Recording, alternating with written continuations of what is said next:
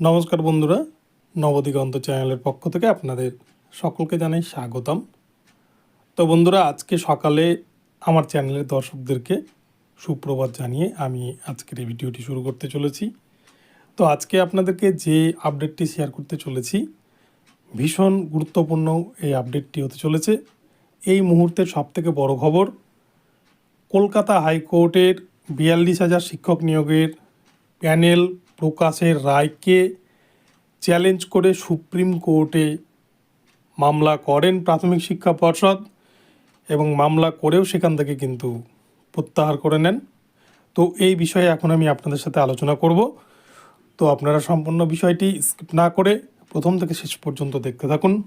এই ভিডিওর মাধ্যমে আপনারা অনেক অজানা তথ্য জানতে পারবেন। তো চলুন আমরা আজকের এই ভিডিওটি প্রথম থেকে শেষ পর্যন্ত বিস্তারিতভাবে জেনে নিই। তবে তার আগে বলে রাখি বন্ধুরা, আপনারা যারা এখনও আমার চ্যানেলটিকে সাবস্ক্রাইব করেননি বা আমার চ্যানেলে প্রথম এসেছেন, আপনারা কিন্তু অবশ্যই আমার চ্যানেলটিকে সাবস্ক্রাইব করে নেবেন। তাহলে এই ধরনের আপডেট সবার আগে সবার প্রথমে প্রতিদিন সকালে আপনারা পেয়ে যাবেন। তো চলুন আমরা আজকে আপডেটটি শুরু করি এবং বিস্তারিত তথ্য সেখান থেকে জেনে নিই। বন্ধুরা, আপনারা দেখতেই পাচ্ছেন, গত 2রা জানুয়ারি 2024 তারিখে সিবিআই এবং ইডি আধিকারিকেরা মুখবন্ধ খামে কলকাতা হাইকোর্টে তাদের নিয়োগ দুর্নীতির যে তদন্তের রিপোর্ট, সেই রিপোর্ট জমা করার পর থেকেই কিন্তু কলকাতা হাইকোর্টে একের পর এক নতুন নতুন জিনিস আমরা দেখতে পাচ্ছি। এবং গত 3রা জানুয়ারি বিচারপতি গঙ্গোপাধ্যায় রায় দিয়েছিলেন সিবিআইয়ের সমস্ত তথ্য প্রমাণাদির ভিত্তির উপরেই, যে 42,000-এর প্যানেলকে প্রকাশ করতেই হবে প্রাথমিক শিক্ষা পর্ষদকে, এছাড়া পর্ষদের কোনো উপায় নেই।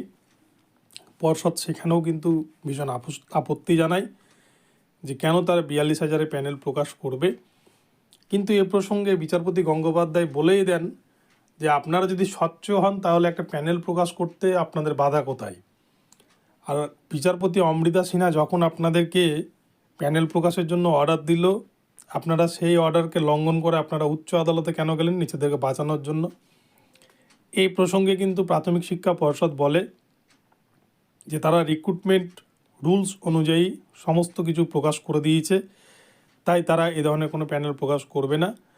কিন্তু বিচারপতি গঙ্গোপাধ্যায় ভীষণ রেগে গিয়ে 10 দিনের মধ্যে এই মেধা তালিকার 42,949-এর যে রিক্রুটমেন্ট হয়েছিল তার সফট কপি এবং হার্ড কপি বিচারপতি গঙ্গোপাধ্যায়ের এজলাসে আগামী 13ই জানুয়ারি 2024-এর মধ্যে কিন্তু জমা করতেই হবে প্রাথমিক শিক্ষা পর্ষদকে। 13ই জানুয়ারির মধ্যে এই প্যানেল জমা না করতে পারলে পর্ষদের বিরুদ্ধে কঠোর ব্যবস্থা নেবেন বিচারপতি গঙ্গোপাধ্যায়, এমনটাই কিন্তু তিনি জানিয়ে দেন।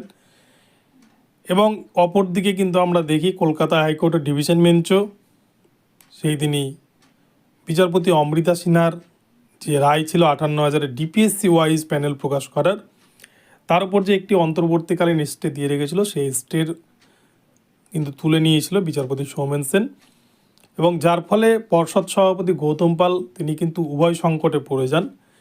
এবং প্রাথমিক শিক্ষা পর্ষদ খুব ভালো করেই জানে যে তারা যদি প্যানেল প্রকাশ করে, এবং শুধু প্যানেল প্রকাশ নয়, বিচারপতি অমৃতা সিনহা যে প্যানেল প্রকাশের নির্দেশ দিয়েছিলেন DPSC wise, vacancy wise, medium wise, category wise, এই প্যানেল প্রকাশ করলে প্রাথমিক শিক্ষা পর্ষদ 100% ফাঁসবেই। কেননা পর্ষদের কাছে কোনো রকমের সঠিক ডেটা নেই এবং পর্ষদ কোনো সঠিক রুলস মেনটেন করে কিন্তু প্যানেল পাবলিশ করেনি। যেখানে যাকে পেরেছে ঢুকিয়ে দিয়েছে, শুধু টাকার খেলা হয়েছে। তো সেই জন্যই কিন্তু প্রাথমিক শিক্ষা পর্ষদ এই 58,000-এর যে প্যানেল, সেই প্যানেল নিয়ে কিন্তু খেলা করছে। এবং মানিক ভট্টাচার্য যখন এই দুর্নীতিগুলো করে, সে কোনো দিন ভাবতেই পারেনি যে এই ধরনের কোনো কিছু সামনে আসবে। কিন্তু ভাগ্যক্রমে বিচারপতি অভিজিৎ গঙ্গোপাধ্যায় যদি কোনো দিন বিচারপতি না হতেন, তাহলে হয়তো এই বিষয়গুলো কোনো দিন মানুষের সামনে প্রকাশ্যে আসতোই না এবং সিবিআই তদন্তও হতো না। কেননা নিয়োগের প্রায় 5-6 বছর 7 বছর পরে এইভাবে দুর্নীতির যে তদন্ত উঠে আসছে, এটা কিন্তু একটা বিশাল ব্যাপার। তো যাই হোক, তো কলকাতা হাইকোর্টের সিঙ্গেল বেঞ্চ এবং ডিভিশন বেঞ্চ যখন প্যানেল প্রকাশের নির্দেশ দেয়, সেই রায়কে চ্যালেঞ্জ করে কিন্তু সুপ্রিম কোর্টে আবেদন করে প্রাথমিক শিক্ষা পর্ষদ বাঁচার জন্য। এবং সেখানে তারা সুপ্রিম কোর্টে মামলা করলেও সেখান থেকে সেই মামলাকে উইথড্র করে নেয়।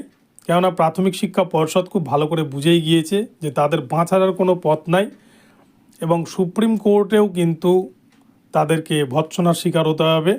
সেই জন্য তারা এই মামলাটিকে উইথড্র করে নেয়, যেহেতু একটা প্যানেল প্রকাশ করার বিষয়, আর এই প্যানেল প্রকাশ করলেই কিন্তু সমস্ত ল্যাটার চুকে যায়। কিন্তু সেখানেই প্রাথমিক শিক্ষা পর্ষদ বারবারে ভুল করছে, এবং যারা স্বচ্ছভাবে চাকরি পেয়েছে তাদেরকে কিন্তু বারবার প্রশ্নের মুখে ফেলছে এবং হাসির পাত্র তৈরি করছে।